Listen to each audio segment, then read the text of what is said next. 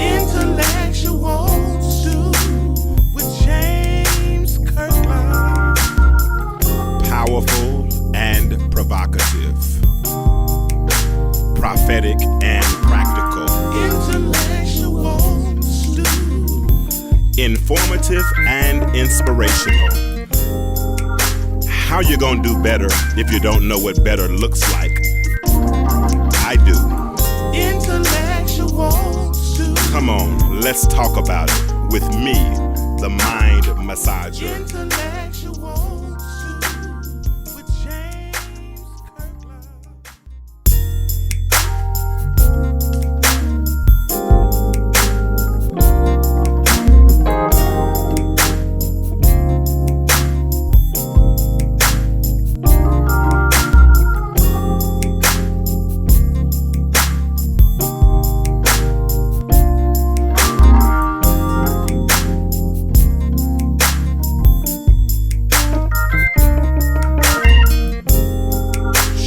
Another episode of the Intellectual Stew with James Kirklin, and I want to thank you all for tuning in tonight.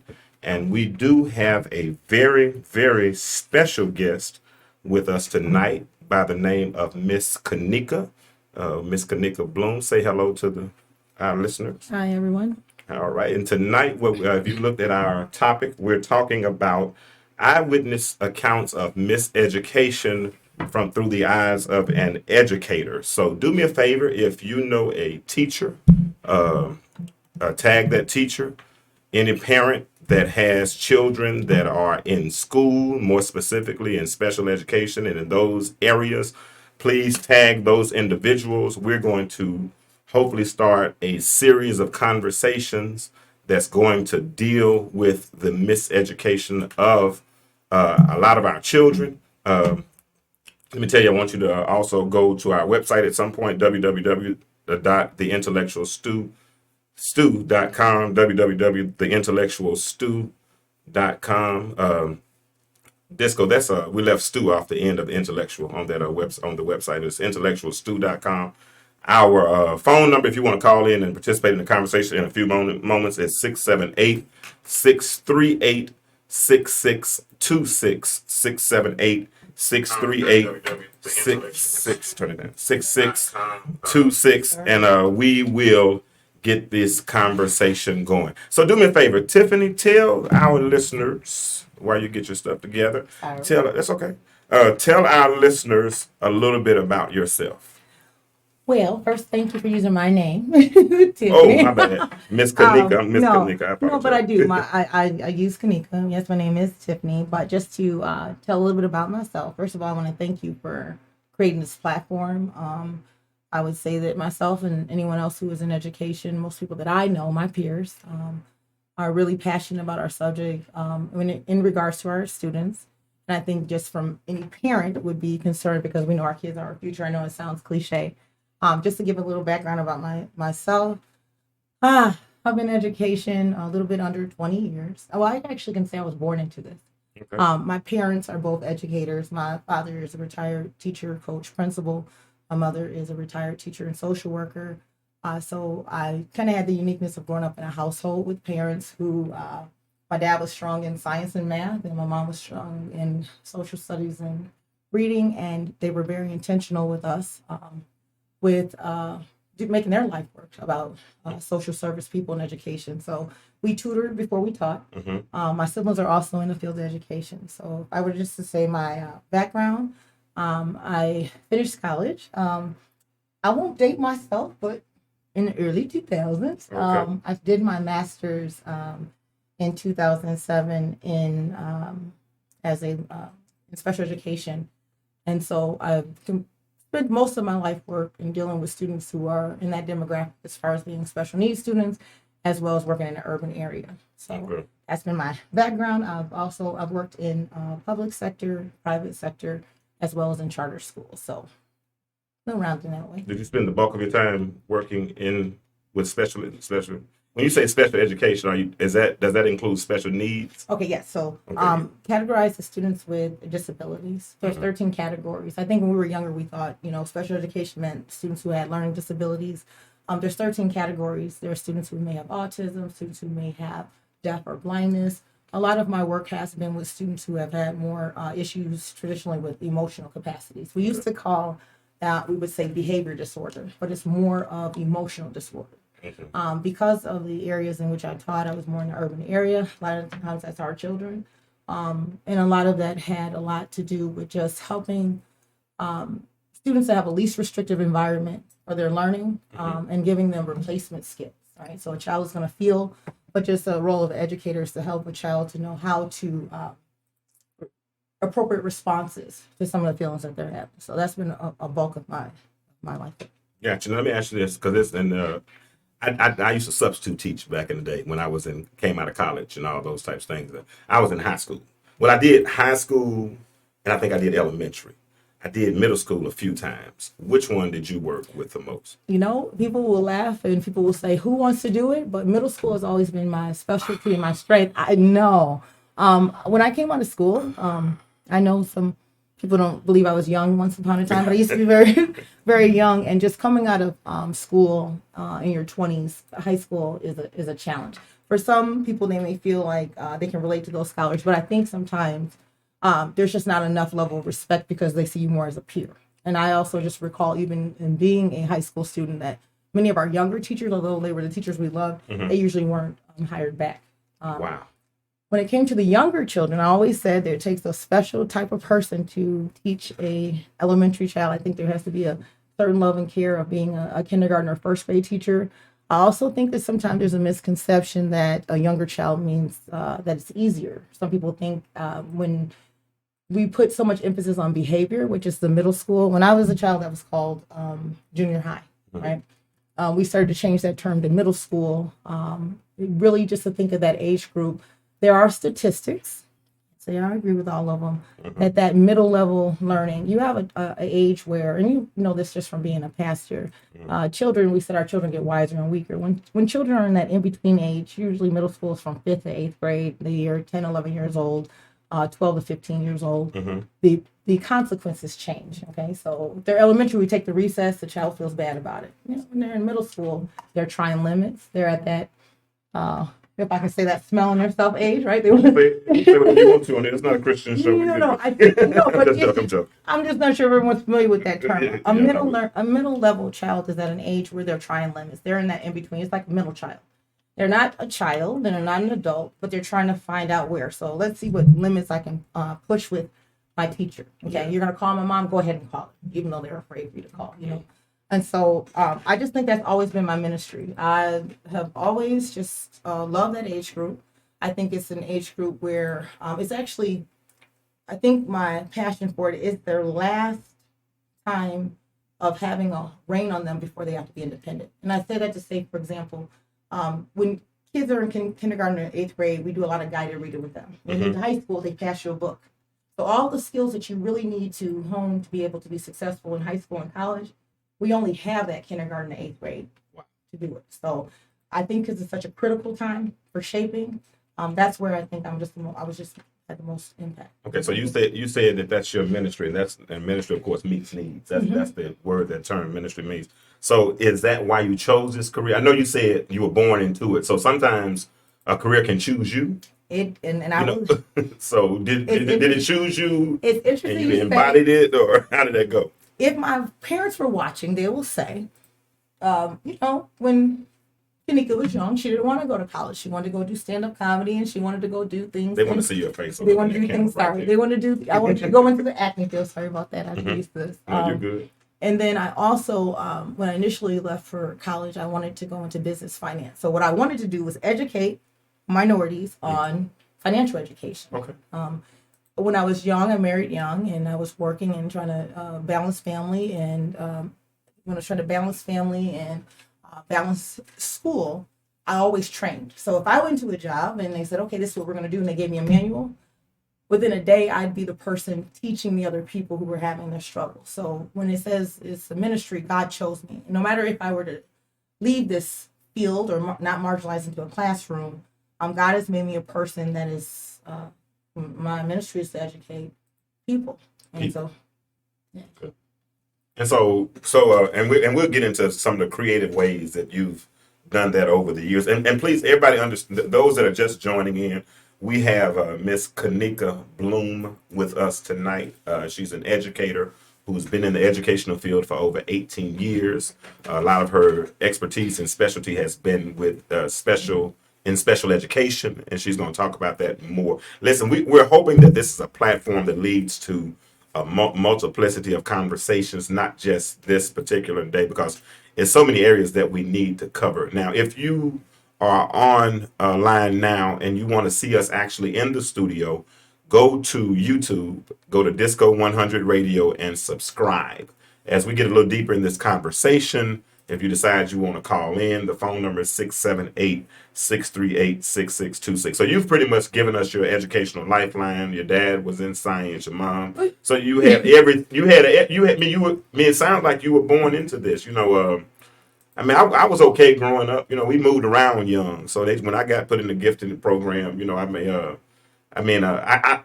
remember being like in the 4th or 5th grade and being on the 9th grade reading level. Wow. I remember being having to stay in the same 6th grade classroom for 2 years because I couldn't be with the other 5th graders because me and a few other people, were on a little bit further along, in that. So I want to talk about that a little bit. My experience is actually very similar. One thing I would add to that, I also was in a gifted program, so we were kind of in a 4th to 6th grade in one same classroom. I also wanted to add to that on one side where we have special education, traditionally gifted is on the other side of special education. So one of the things about special education in the public school sector is that funding is given to those students with disabilities. Mm-hmm. Back when I was in the 80s, I'm going to age myself again, a lot of funding was given to... Tell them all your business. You told the business. Okay, my bad. Okay, so we must all get old. Let's preface it. It's a blessing to be old. It is. Some be old. So back in the 80s, when I was a student, there was a lot of funding given to gifted students too. Okay. And so a lot of things, we follow the money. We are seeing less of those exceptional children. The funding stopped a lot for those kids. So we used to see a gifted program. What you were in, mine was called ET, Expanded Thinking. And so the funding was there. And that's one of the unfortunate things that has happened along the way is that people have felt the more emphasis, especially with No Child Left Behind, more emphasis on scholars who have deficiencies rather than what we should be doing with education, which is fostering lifelong inquiry and making students who are successful in college and in their life by also fostering those students who are advanced. Okay, you're gonna have to break that down. When you start using SAT words and talking about fostering lifelong, can you break that down for the novices of us who are not as educated and intellectual, please? Thank you. Now you make me embarrassed. No, I'm joking. So I'm joking. Okay. That's why you're here, because of your mind. Trust me. That's why I invited you. Well, I always say this, and I'll say this: people who are smarter than us, who decided how education would look in this country. We know that initially, the educational system, as we know, it was not built for me and you, you and I. True. It was not built for black. It was not built for black men. It certainly was not designed for women. Our school system was more so for a woman would be for something domestic, right? And so when we started to look at schools, one of the things that we wanted to do, if we really have the goal to educate children so that they have the readiness for college, then we want them to be lifelong learners. I think sometimes something we experience in our age group, going back to age, is that really when you meet a person, right? Now, most scholars that I've dealt with that are in special education, their disability is invisible. Okay. So a person who is autistic, or a person who may have ADHD, or a person who has a learning disability, or a person who has difficulty with their emotional capacity, we can't see that by looking at them. Okay. So when we start to look at... that's good. Yeah, you can't see them. I always say that. I said, if we saw someone in a wheelchair, we'll slow down for them. But we don't know how we're going to, when we're meeting someone. Do they term it that when they teach you how to interact with children, or do they term it as invisible disabilities? I've heard that term, but or did you make that up? You know what I was going to say? I'm wondering if I have. I don't know if I made that up, but it's something I guess I've been aware of because in my work in schools, let's say, for example, for a student who has an emotional issue, okay? You go out to a nightclub tonight, you meet someone, you won't know they were in special education. So you really, sometimes you don't know a person until they get angry or until they get into an emotional situation. Okay. The reason why I say that is because if we are trying to educate our kids so that they are able to be in an environment and still be able to learn so that they are able to go and obtain a college degree, if we were to say that's everyone's goal should be to be a college degree, then we have to make school an environment in which they can nurture and grow. So if you have a place that for a child that you make an emphasis on behavior, then you cut that child off because that child no longer wants to go to a place where I'm always in trouble, right? They'll find other things. So when I say the life, that part as far as the lifelong learning, as far as the disability being invisible, most disabilities are. You don't know things that have to do with your cognitive learning. You may not know that just by looking at a person. And so those are kind of the things that as educators, especially special educators, we have a short time before high school to teach those kids to advocate for themselves, for those people who are not going to see their disabilities. Okay. So let me ask you this right here. So you are trained, certified to deal with children that are in special education. I am certified trained. I was born that way, but yes, I am also. And I would say that I was recommended to go. So initially, I was a general education teacher, and I was recommended to do my special because that was the area I was starting to work in. That is the area that my heart was geared towards. So even when I was in a general ed classroom, I might have a student who may have an issue with emotional capacity because we started doing inclusion. Okay. Which means we want the child, we in essence say we want the child to not feel different. We want to put the child in a classroom where they have access to 8th grade curriculum. Okay. But we don't think about that child because we want them to, for appearances to be there, how the frustrational level of an 8th grade text would be for a student who has an emotion, who is not able to read that text and also has an emotional. And that's my question. You being trained to deal with special, a teacher that has not been, that's only been deal with general ed, and now she or he has to deal with an individual, an invisible disability. You feel what I'm saying? I think so how is that impacting our school? How is that impacting the punitive, the punishment? How is that impacting the dropout? You know what I mean? What impact? Okay. Yeah. So yeah. I think what I hear you asking is how does that impact? I think for most teachers, there was a time when special education students' scores counted different. So there's something I think that parents or people need to understand that a teacher is evaluated on the growth of their students. Okay. So if I'm a general education teacher who has 30 students, Lord, it's not 30, but 30 students in my classroom, then my evaluation, how I'm evaluated as a teacher, is how that child grows, and how their achievement that they've made through that year. When you take 30 of those students and you have 7 of them to be special education students, I watched as I went over the years that it was very frustrating for a general education teacher because they said, well, I'm not trained in special education. Now, I'm going to go realm out. Learning education when it comes to a parent, a child, and a teacher, that's a triad. Okay. So you're a parent. You've had your children here. What's your oldest name? What's his name? Trey. Take, for example. When Trey is a 5th grader in school, you may talk to him at the beginning of the year and say, these are your goals. I want you to do well in school. I want you to perform. Make sure you do your homework. And Trey may have the mindset that says, you know what? I want to do well. I want to excel. I'm getting myself prepared for college. I know my goals. And you could have a lousy teacher that doesn't care, that's in her 30th year. Mm-hmm. And so even though you and the child may have a goal for that student, the teacher may not be on board. Or you could have, and I'm not saying you, but you could have a teacher and a Trey that have a child on board and not have an environment at home where that child is able to grow. Mm-hmm. So we have those things that occur. So within a classroom, what happened with a lot of teachers was now I'm receiving students on a demographic that I'm not trained to service. Yeah. And a lot of times, sadly, the teacher is concerned about how it looks on her evaluation because now I have 7 students that can cause me not to have a job next year. Wow.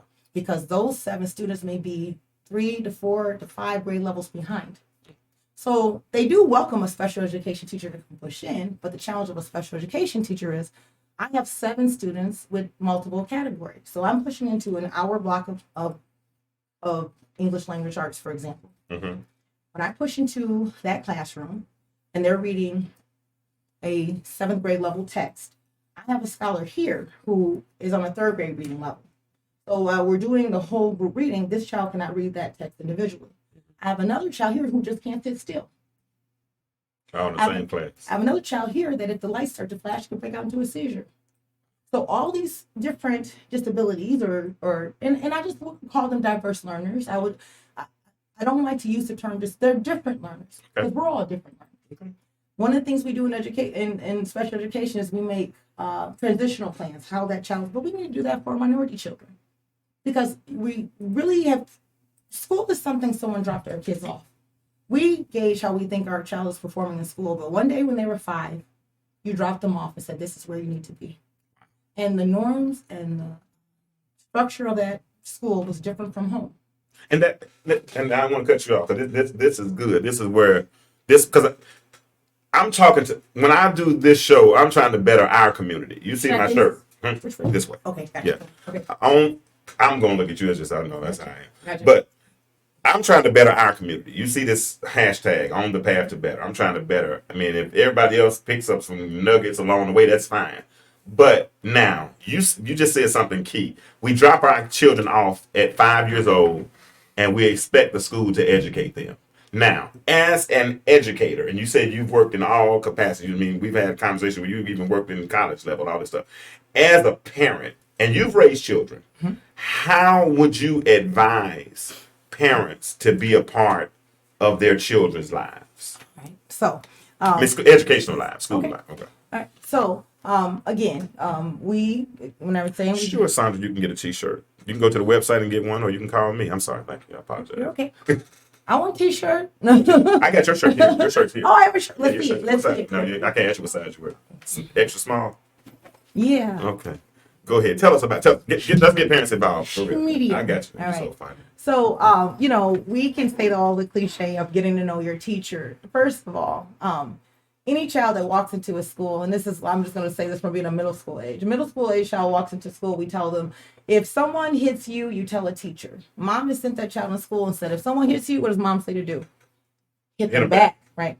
So what you have to know is I'm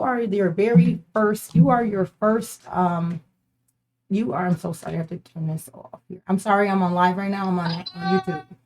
That's my child. That's cool. I would thank you. I have my T-shirt. I'm just excited about this. Good. You got your T-shirt now. Thank you. All right. All right. Tell us how to be involved. But what I was going to say was that so you are your child's going to listen to you first. They bring their norms and rules to school with them. And so you have a very critical and important job. In my mom's house, you can walk in and you have to take your shoes off at the door. Okay. Where in your mom's house, I may be able to wear my shoes. When you bring your children to school, you have to help them to understand that there are going to be rules and norms that are going to be at that school. But also, you have far more impact and control than I ever have. You have far more impact and control than a principal ever has. Parents run the schools. We have no schools without you, and I think sometimes the misconception is I'm sitting in the school and you need to fall into their rules, or you want to have them bring their rules with them. That can end up being punitive. You have to be very intentional on how you set your children up for learning. A 5-year-old you should be setting goals with them. A lot of the scholars that I end up getting that are pipelined into special education, there are many of them that do not belong in education. Okay. It just comes from a lack of structure and on some things that are going on at home, and sometimes a lack of structure from a very poor educator. All right. I'll be the first to say that. You said that. Now, I told you the story the other day. I was with my family one time, and we were at a restaurant up in Kennesaw. Okay. And we're in Kennesaw. Demographics is mostly. You've been to Kennesaw before? I have not. That's what I said. When you start to tell me that, you have to give me a little bit. Okay, Kennesaw's more white than black. You know what I mean? It's Okay. a lot more. Cobb County up, so it's definitely a different demographic. But we're out at a particular restaurant. We're about to eat. I'm with my 3 children and my ex, and we're sitting there. And I hear these. It's about a group of 4 white young ladies, probably mid-20s, early to mid-20s, and they were talking about their teaching days. And I heard one of them specifically say, let me get this out because I know you're gonna get passionate. You're gonna want to respond fast. Listen. But do not set me off. But this is what she said. She said, I got this one little boy, and you can tell he's gonna be a little prisoner. And I said, well, thank God he has you. And I'm interrupting their conversation. I'm a black man, yada yada yada, all that kind of stuff. But when she said he's going to be a little prisoner, it set something off in me. And I said, well, thank God he has you. And she said, huh? I said, yeah, I do a little movement called Project Rob. I advocate to them for them little boys you talking about. I said, so for you to say that he's going to be automatically going to be a little prisoner, thank God he has you. And this is my concern. How many teachers think like that? Because I used to Project Rob, and a lot of what I studied was the pipeline from pre-K to prison. And so a lot of schools are built like prisons, you know what I'm saying? Like you said, a lot of the actions in school are punitive, what kind of punishment is going to happen if you do this, yada, yada, yada, all those types of things. How often do you run into those teachers with those mentalities? And I'm not asking you what goes on in the teacher boardrooms and all that. Fix your camera. I know you want to get your thing back together. You. Yeah. Get your thing back together. Yeah. The reason why I'm going to try my best. I'm going to try my best. I want people to know that I do try to behave. Okay. So let me say it in this way. Yeah. I can't, give you a number of teachers, but it is not uncommon that I have had. A lot of it is we have research that would support that and say that. But I really think that the bigger problem why we're seeing things that way, there is a difference between managing a classroom and being punitive. My classroom, my example of a classroom, many of the wonderful peers and educators I work with foster a community because we come from community. Okay, Black people. I grew up in a town where the teachers that I had might be at my church, could know my parents, and so I grew up in a small town. I would call it the most northern town. Everyone's rooted from mostly rooted from the south, but raised us in the north. But we grew up with, and we're still pretty much close knit. Everyone in my peer group. What has happened a lot in education with the teachers that we have, when you said you said their age group, we have a lot of educators that have never, not only not had tutelage with children like us, but they don't even have children. And so when you have a person that is looking at teaching as a career, and I can't fault anyone who's teaching, this is my career, but you have a teacher who graduated from college and lives in their dad's basement and has their iPhone that's better than me, and they come to work every day, which is a job every day. And part of, if I could defend them in a sense, is the way that we teach teachers to teach. Okay. So when I was going to school to be a teacher is given an assignment. You're going to go home, you're going to write a lesson plan. Here's the book. You're going to go and you're going to teach a third grade class. You're going to teach this book. You're going to write a lesson plan, and you have 20 adults in the room that are going to pretend to be 6 or 5. Okay. Mm-hmm. So it gives them an unrealistic misconception on what a classroom setting would be like. But you're dealing with people. So whenever I had to do a lesson plan, I would pass out note cards to other students in my classmates, and I would say, when I say this, I want you to say, I gotta go to the bathroom. Or I want you to say, ooh, because the reality is you're dealing with people. And if you don't front load our teachers with a realistic view of a classroom, they're set up to fail. Wow. It doesn't change that are there things that other factors, there can be factors that have to do with race. There can be factors that has a lot to do with sexism. You have a lot of teachers who are threatened and intimidated by males. My son was a bigger child. He, bless his heart, he was always he wore my ring size in first grade. Oh wow! Yeah, I call him like my uncle Tim. He's on Bruto, but he was a big guy, but he was 6 years old. And so when he and another classmate who's also 6 are pushing each other for the first place in line, typically they're both 6. Mm-hmm. But if my son stands a head taller than the other child, when he pushes, now they want to nail him to the cross because they're looking at his size. Yeah. They're not looking at we have to look through, and I think that's something that maybe is a Christian principle or a people principle. And I just won't be remiss. I think it's just something in us as Black people, our hearts that we have. We can see more than just the behavior what's on the outside. Mhm. A lot of times I dealt with colleagues that would down parents, like all she does is take up for her child. I called her and said, "This is what happened." Our children are our currency. For many other races, your car, your home, those things are important. Our people are our most important currency that we have. Mhm. So when you call a parent and say this child is, a parent takes that personal. This person who is an extension of me, you're saying these things about. Okay, number one. Number two, if you don't want, as a teacher, you have to set yourself to a standard. I don't want any of my scholars to end up in prison. Okay.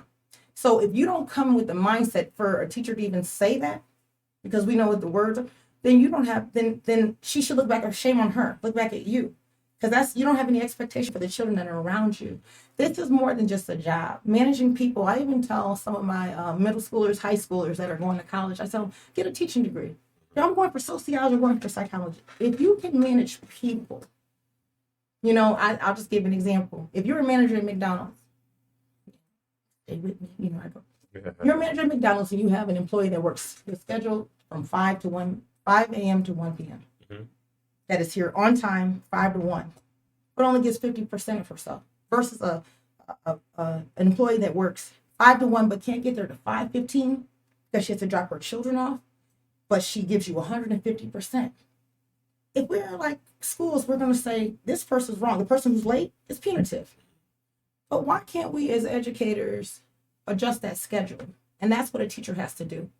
When you come into an environment, I always would tell teachers, this is their first 8th grade experience. Why are you putting the kid out? Why are you angry with the kids? This is their first, they're in an age of correction. I get upset with adults that show their behind. You know what I mean? To get upset with the child is and I would say, just because I'm in the field of teaching, I'm still a parent. Mhm. I'm still in the community. Whether it would be I'm at your house and talking with kids. I know you as being a man. My dad's. I know if you see a child that is out of pocket outside of a setting of your own home. We were raised where we turn to that kid and we tell them. Well, we have a time now that our kids are taught they can, we didn't know anything about child abuse until someone told them. Parents are afraid of kids. Mm-hmm. You won't believe. Parents are afraid of their own children to discipline them. Really? Yeah, they're afraid because there can be consequences to disciplining your child. Now I'm gonna say this. I know we don't want to provoke violence. You ever had a whooping? Yeah, it's been a while. I had one. but if you ever, as a child, you ever had one, right? You had a whooping before. Yeah. But that's not something that kids know about now. Not saying we have to use violence, but a parent would not be as comfortable using that as a corrective way with our kids. And so sometimes it changes the kids when they're at school, and then we're dealing with a teacher who has not been trained on how to. There's discipline through love, chastise. My father, I had few whoopings. My sisters, if they're listening, they'll say I never had. But my father would talk to me. My father saying he was disappointed with me was worse than any lashing. Yeah. As a matter of fact, he whooped in order. So all my older sisters got it, and he said, "You sit down, I'd fall out." Right. Mm-hmm. But disappointing him meant more than if he could whip me and I could keep going. And I think that's what is happening with some of our teachers. They're expecting perfection, not from their children. There's no wiggle room sometimes for a minority child. A child that can't sit down, always out of his seat, give him a classroom job. But you know what? Get him up out of his seat. But you know what? It's funny that you bring that analogy up. Jawanza Kanjufu tells a story about Lil Johnny. And Lil Johnny would go to school every day and wouldn't sit down. The white teacher said, she told the counselor told the principal. She told the principal told the counselor. Counselor went to Lil Johnny's house. And when she opened the door, Johnny's barely over a teenage years opened the door. And when they opened the door, it was only one chair in the house. And the chair was sitting in front of a TV that was on a crate. And grandmama was sitting in that chair. So, of course, the kids didn't sit down because they didn't have any chairs in the house to sit down, which begs to question, how do you effectively teach a child that you don't understand? I had not heard that story, but I'm glad that I heard that story. One of the things, you will never know all of your children. One of the things I always did in my class, especially when I taught 3rd and 4th grade, is that I allowed children to sit anywhere they could be successful. Okay. My elbows are dark because I used to sit on the floor like this. That's how I like to watch TV. Some kids need to have a leg up. We can say, okay, American classroom, everyone comes in and have a seat. What I did, especially with teaching special education children, because some children need it, they need, as you can see, I can't stay still, right? Help yourself. I do a lot of movement, but I would urge students to sit where they could be successful, which means if it's on the floor, I would have situations, if I sit next to Mr. Kirklin, I'm going to talk with him, so I'm not going to sit next to him during this activity because I need to be successful. And what happens is kids will say, oh, Mrs. Kirklin, because he's a different name, Miss Kirklin, so-and-so keeps talking. And so the child wants you to make it punitive for the kid who's talking and say, James, you need to move. But instead it's, Maria, you need to move where you can be successful. And if we don't teach children things like that, that's why we see things like on public transportation, the Karens of the world, who are now coming and lording themselves over other people because they've been taught in the American classroom, if I'm not comfortable with something, I can tell on that person and make that person change. But this is a place for a free education. This is their experience. If I've given you the option to sit wherever you want to sit to be successful, then why would you let James be a nuance to you, next to you? And so those are the kind of principles we have to think about when we're dealing with children. Everything you do before a child is teaching. Okay. I call myself a diva, right? Mm-hmm. I used to wear butterflies in my hair, then I started seeing students wearing butterflies. Probably wear red lipstick. So they will watch the things that you're doing, okay? I can't change who I am, but I do have a responsibility to my kids to understand that they are watching everything that I do. Kids come from just over my years, and I can't even tell you how many students I've had. I've heard horror stories that kids are experiencing. Some of the things like what you just named with your little Johnny story, my little Johnnies are students that live with a grandmother, and grandma only gets groceries once a month. She buys school supplies at the beginning of the year. I've experienced kids who only get a haircut when school starts. The next time they get a haircut is going to be at Christmas break. Wow. Yeah. So in between that time, they have to go through being, taco meat and all these other things that are being said. But now the teacher is given an assignment and the child needs a folder. Well, grandma bought school supplies at the beginning of the year. You don't have a folder. Maybe grandma went to buy a folder, but auntie took the folder when she was going to school. Mm-hmm. But now the child doesn't have the materials that they need, and we're making that punitive. But as a teacher, the folder was a nickel. Why can't we just ask, especially in middle school? Kids are, two things kids know. They know how to ask for what they need or demand what they need, and they know who care about them. And so as a teacher, as an educator, as a person dealing with children, as a parent, as a person in the community, as any person who has the luxury or the blessing of being around a young person, especially in our age group, you have a responsibility to that child next to you. So ask the child what they need. Instead of making this, they don't have it. And, every time she comes, she doesn't have her things in class. Hold on a second. Probably the worst thing I ever did. I'm going to share. One of the worst thing I ever did in the school, my daughter, if she's watching, she'll attest to this, but my daughter was in a school and she went to an office to ask if she could make a phone call to call me one day. And one of the secretaries said, sure, go ahead and make the phone call. And the other secretary said, no, she always comes down here. She can't. And she started just to yell at my child. My child's a middle schooler. My child. So she gets toe to toe with this adult. That behavior, I have to deal with that behavior of her being disrespectful to an adult. Mm-hmm. Well, I was told by another security guard in the building, like the way that teacher has spoke to your child, I felt the need to tell you because my daughter was actually provoked. Okay. She was a child, 12, coming to call her mother. And probably the worst thing I ever did was I came to school because we're always teaching, and I came to the office and I said, can I see Mrs. So-and-so? And I walked right behind her desk and I talked to her in the exact same fashion before her peers that she spoke to my child. And she died a million deaths. But the way you spoke and humiliate this is a child. Yeah. We have to be careful with children. And they have to be treated with care. And so, and I think there's a way, I couldn't think of a good adjective to describe it. I think there's a way to stand up for your children. And I think you should stand up for your children because we listen. Sometimes that for parents, especially those that aren't as involved in their children's lives, I think the teacher's word is the end all be all. Reason I say that, because when Trey was about in the fourth grade, maybe fourth grade, my ex used to go to all of the parent teacher conferences. You know, that's what mama does that. And so she would come home and she would talk about Trey talks too much in class. And Trey's moving around and Trey's doing this and Trey's doing that. And I said, well, hell, he don't even do that at home. He don't even talk at home. So how's he talking so much in school? I said, can I go next time?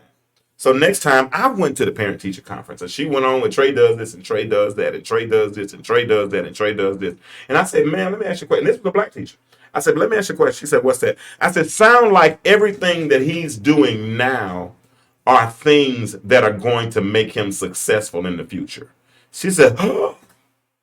I said, no, let's stop. I said, because he can communicate effectively. He's finishing his work. I went down a litany of things he's done. And she said, you're right. I said, maybe you're not giving him enough work. Maybe he's finishing his work fast. Because I said, I remember me. I could take a 20-question multiple choice test in 5 minutes. Mm-hmm. You give it to other people, they're going to take 30 minutes. I'm going to give you an example. I did the insurance exam. Mm-hmm. It was 150 questions. I think it was 20. They gave us 2 hours. I was through in 30 minutes. Gone. I had checked my answer because I'm good at tests. You see what I'm saying? My children were the same way. So if he didn't have anything to do, I said, now maybe you don't understand. I said, let me tell you who his daddy is. His dad is a salesperson. His dad is a preacher. His dad is this. So she said, you know what? I'm sorry. I had him misjudged. And they became best friends. But you know what you just did? You advocated for your child. Okay. So first, let me commend you. I'll just ask, how did your son end up doing in school overall? Oh, straight. He'll be finishing up his master's degree, and he got 2 more classes. He finished on the president's list through Jacksonville State. I'm put it like this. I brag on that boy so much because his junior year. Let me brag on you. I will. Give me a minute. Let me brag on him first. What I was going to say about I did a good job. The reason why I said that is because you did something by advocating. Oh, there you go. Here you go. But I say that to say you advocated for your children. Sadly, I've experienced where you have a child at home that can hook up the television, do the fire stick, can play a game, we have kids who are going home, getting their siblings home, cooking their meals, and just really running a house. But they don't give them a grade for that. At 11 and 12 years old. Yeah.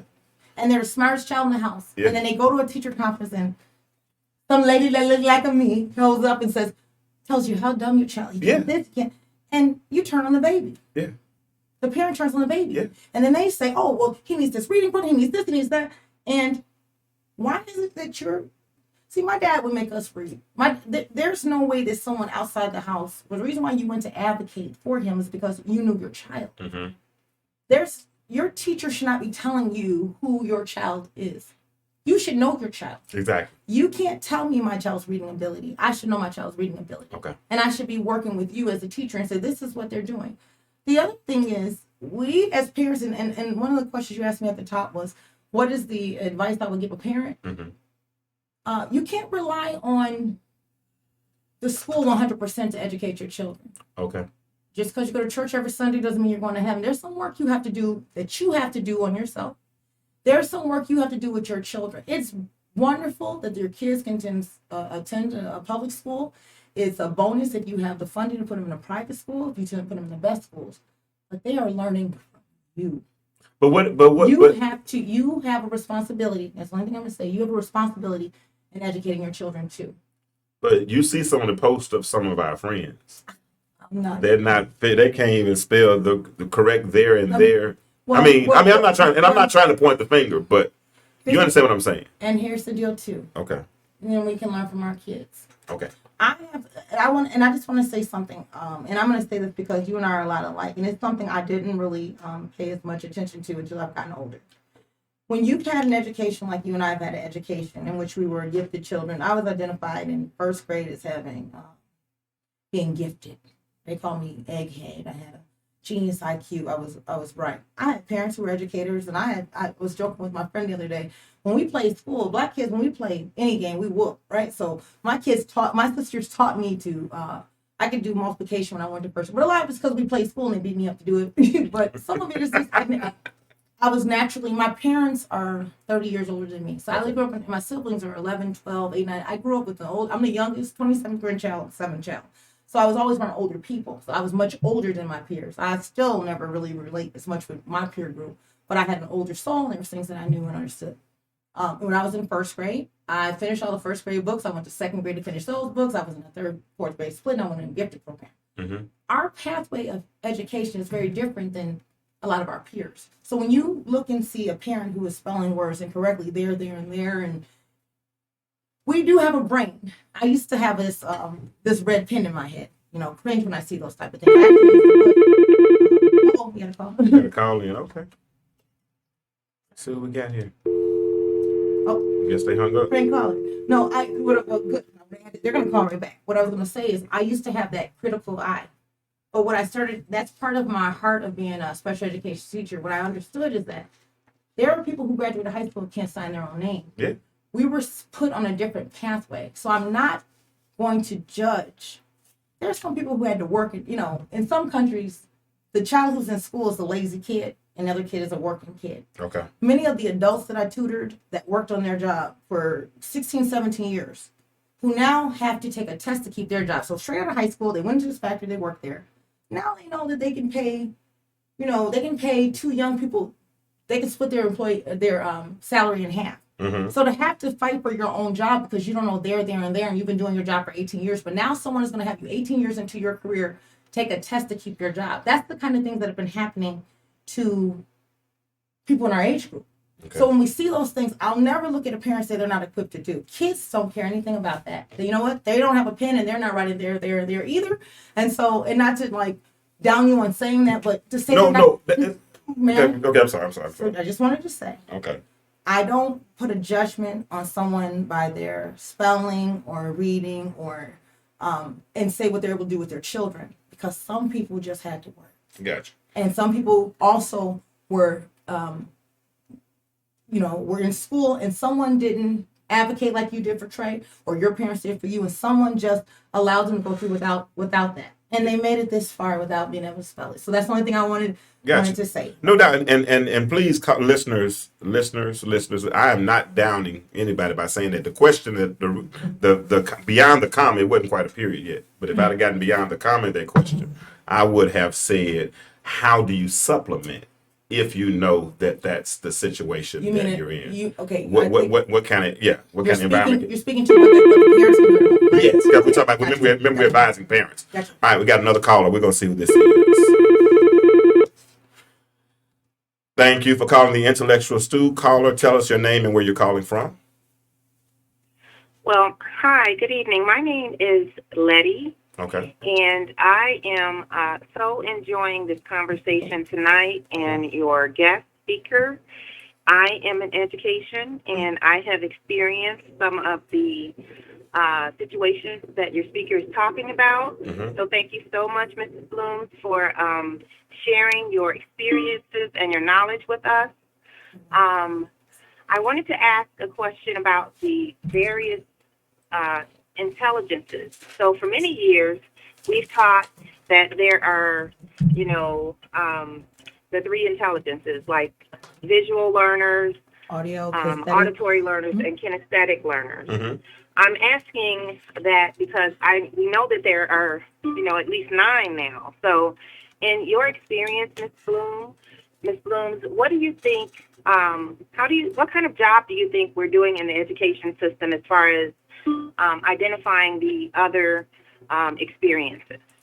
If I can be candid, I would say I have experience that we're doing a poor, we have the awareness of it, but I think we do a poor job of it because one of the things we were discussing off was about how we're making reading and math, we put an emphasis in teaching to the test. We put so much emphasis on evaluations, and we want to make these monolithic classrooms. We want to fit children into a mold instead of seeing their individual ways in which they learn. I've been in schools in the beginning of the year, we give them a test and we find out, and a child will say they're more visual, but then we only take that data and we set it to the side. And as a teacher, they continue to make lesson plans in that way. I pride myself, as well as some of the educators that I've been blessed to know, of being a whole child teacher. So in one classroom, I may, in teaching one lesson, be throwing a ball across from another one. We're going to do stuff because I realize that we have all of these minds at one time learning. And I think what we do a lot of times, because we want to do it safe, so we want to say, okay, I'm aware that it's there. So we scratch that off the box that we did it, but then we don't incorporate that into our daily lesson. I think that's something that we sincerely, we have to have enough of the right people, be concerned enough about our children. And that's one of the things I'm going to say. And I'm Miss Lady, I know you said you're an educator. I'm not sure. Are you a parent also? May I ask? Are you still there? She's still. Miss Lady, are you still there? Not sure if her call went out. Hey, if you're not there, call back and if you don't mind, because you can stay on the conversation for a minute. We're gonna have a little dialogue with you if you're still listening. 678-638-6626, and I want you to dialogue with Miss Kanika. Because the last thing I was going to say is, my push for parents is make greater demands on your schools. Find out who your child is. See, your school is there to service you. So we have a certain demographic. We have to have that same a certain number of those teachers. Parents have to make those demands on their school. My child learns this way. As verbal as I am, remember when you said about that comma? When I was 5, I remember my mom was our school. I went to a nursery school. They told her that I was quiet, withdrawn, didn't talk, and I mean I would sing. I could talk to anyone. And my mother took a day off of work and came to school with me. Mm-hmm. And I remember her saying, I'm giving another new name. But I want to use Paula. I can use any name I want. Huh? She was, Paula can read. Mm-hmm. So when you have me come sit on the carpet and sing This Old Man, I was bored because I had already, I was reading, I was already doing math. But my mother had to take that day off work and come into that classroom and then teach a teacher how to deal with me. Wow. And it's our responsibility. That's what we're paid to do. Wow. And some people may say teaching is easy. People may think, I will say salaries may have caught up some, but it is a very difficult job. And it takes a great person to do it. So we have to have people who are willing to do the work. And you have to have a love and a compassion for children, young people, and your future. I know we cliche say our kids are our future. The same people that we're around, we have to get old. We're getting old. You're going to be older than me first. I want to make sure I just say but you're much, but I'm good for my age though. What I was going to say about that is that we have a responsibility because those are the people that are going to be servicing us. Okay. I always tell people, tell a young person something, not when they're in trouble. Just because you see a young person, don't take any wooden nickels, save your money, just because you have the privilege of being your own. Let's because we got about 8 minutes left on the show tonight. It don't take long, but that's why I said we're gonna have to do this in segments, okay? But I'm invited back. Oh, next week, hopefully, if you're available. But listen, we're talking. But listen, but this last 5 or 6 minutes, what I want you to do is I want you because I know we're beyond No Child Left Behind. But whenever you plant a seed, the seed usually yields fruit. What is the fruit of No Child Left Behind? Through your tenure in teaching, because you see where we were, you see where we are. Well, No Child Left Behind forced us to teach to a test, and so I guess being in education, I've had mixed feelings about it. But everything you do, there's a test. When you said to become an insurance agent, you had to take a test. A doctor has to take a test. Real estate exam. Everything you do is testing. So I think we have to get that. We've always tested. Mm-hmm. Okay. By making the emphasis on reading and math, what we have done is we have killed our scientists. Okay. We have children who don't really understand geography because we spend so much time on reading and math. And really, reading and math is just that the literature that someone who is smarter than us thought was the best literature to use with our kids. Do we have to make sure our reading and our math scores are up? Yes. I will say one of my strengths is closing gaps with kids with reading and math. I have a Cool. What? You like when that goes up, right? I do. Hello, intellectual student James speaking. Hi, James. This is Letty again. All right, cool. I'm sorry. I thought I'd listened to the response offline, so okay. I apologize for that. No problem. We're going you to participate in the conversation. We got a few minutes left, and she's going to ask you a question, but we're talking about No Child Left Behind, and you can kind of share your experience with that as well, what the fruit has become. But I'm gonna let Miss Kanika talk. Go ahead, Miss Kanika. First, Miss Lady, I want to make sure I answered your question. Did you, since you were offline, were you able to hear my response to that one? Yes, I heard part of it. And the reason I brought it up is just today I had a student who did not perform well in remote learning last year. But I had done a survey with him, and I already knew that he was a social. His intellect lied in the social area, social and interpersonal. Mm-hmm. So today, when we were in the community circle, this child who had a low GPA last year, he did not do well with the whole year long of remote learning. He shined in class today in that setting with all of his peers. Now, is he a special education student, may I ask? No, he isn't. He's okay. not a special. No, he's not a special education student. He's in my homeroom. Okay. And however, what do you think was different in the education teacher? Oh, you are okay. Okay. What was the environment when you said he shined in the environment? What do you think was unique to that environment? Being with his peers in the social setting. Back in class, right? That was back inside the classroom in school. I'm glad you mentioned that because I think that a lot of, I was thinking about this earlier. When we left, at least where I lived, in March of 2020, when schools closed, and then students went back, we attempted to have them come back in September. They had been out of school for 6 months. And then last year was really rigid. They had times where they were in and times that they were out. So with time's sake, one of the things I would want to say to a parent is, there are going to be some gaps that those students have in their learning. That's the reason why I say to take some accountability. You have to teach your children at home too. I know for a fact that I had 8th graders that went to high school that were not ready for high school. I had students who did not log in 4% of the time, so they missed an 8th. I was a 7th and 8th grade teacher. 8th grade is a very, that 8th grade math is a foundation for algebra if they're not in algebra, so it's a very critical time. And so for me, it was heartbreaking because I'm thinking about where those kids are. Parents that turn to their kids and say, you had a child in 7th grade, beginning of 7th grade of 2020, who was a strong student, or 8th grade or 10th grade, and you're going to see some changes in them. Don't beat the baby. Look back at yourself, because again, if we only depend on the school to educate our kids, then those gaps will be there. Gotcha. We have a role. Do recognize that it's going to be an adjustment. What she is describing as far as being a social setting, at that age group, their peers are everything to them. And so trying to have kids, like even I'm looking at myself on here. I did a lot of teaching, and sometimes it makes me uncomfortable just seeing myself. Not every child is comfortable with that type of format. So when you are preparing your kids, I know school has returned back in, and Miss Letty, I want to say I'm glad that you had such a success with your student, and I pray just for you being a fellow educator that your year is also successful. And also, thank you. You're welcome, darling. Also, gear up your parents for that. Parents, it's going to take that village now, especially for our future, for our kids. But if there was ever a more pressing time, the days of you went to school and the teacher's going to tell you about your kids, you have to throw it out the window. You have to make demands on your district. You have to be that parent that is there and they don't want to see you coming again, because that's the only way your kid's going to get the quality care that they really need. You have a job and responsibility to raise your children. It's your job. God gives them to you on loan. And so it takes more than just having their clothes and the food and sending them there. And please don't wait for a report card to see how your child is doing.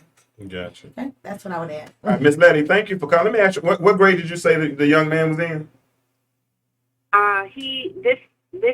Ninth grade was his first year last year in 9th grade. Okay. And now he's in 10th grade. Okay. And then he and I had a conversation last year, about what his needs were. And that's so important that Ms. Blooms is saying, find out how your child learns best.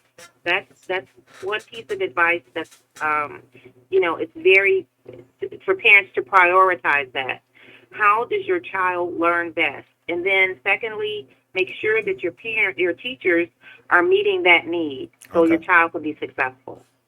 We appreciate you for calling. Listen, we're going to be continuing this conversation next Wednesday at the same time. So please tune in. If you know any other educators that can help add to this conversation, let's keep the conversation going. And thank you for calling, Ms. Letty. Okay. All right. Thank you so much. Right. I enjoyed everything. Thank you. Bye-bye. All right. Have a good night.